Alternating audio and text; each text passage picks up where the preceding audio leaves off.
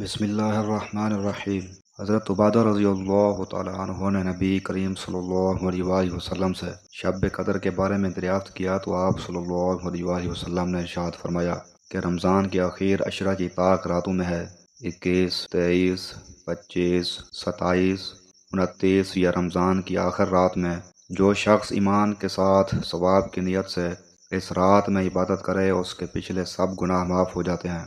اس رات کی من جملہ اور علامتوں کے یہ ہے کہ وہ رات کھلی ہوئی چمکدار ہوتی ہے، صاف شفاف، نہ زیادہ گرم نہ زیادہ ٹھنڈی، بلکہ معتدل، گویا کہ اس میں انوار کی کثرت کی وجہ سے چاند کھلا ہوا ہے۔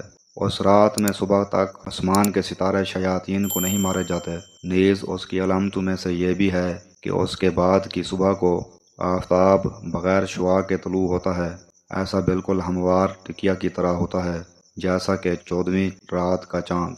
اللہ جل شانہ نے اس دن کے آفتاب کے طلوع کے وقت شیطان کو اس کے ساتھ نکلنے سے روک دیا، بخلاف اور دنوں کے کہ طلوع آفتاب کے وقت شیطان کا اس جگہ ظہور ہوتا ہے۔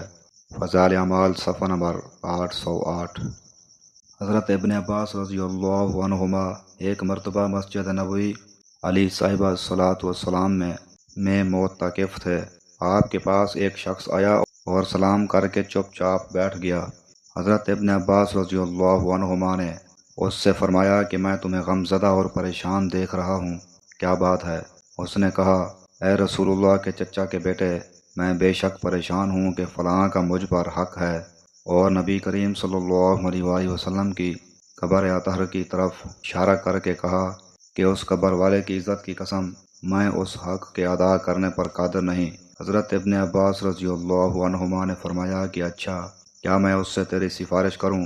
اس نے عرض کیا، جیسے آپ مناسب سمجھیں۔ ابن عباس رضی اللہ عنہما یہ سن کر جوتا پہن کر مسجد سے باہر تشریف لائے۔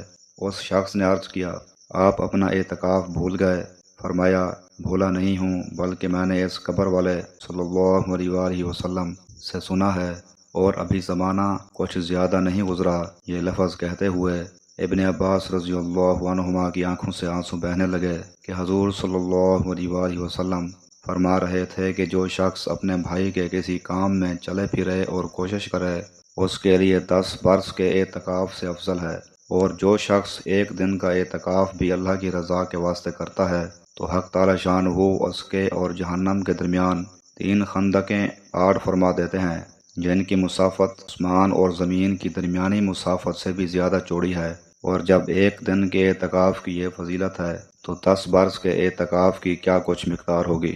فضائل اعمال صفحہ نمبر 816۔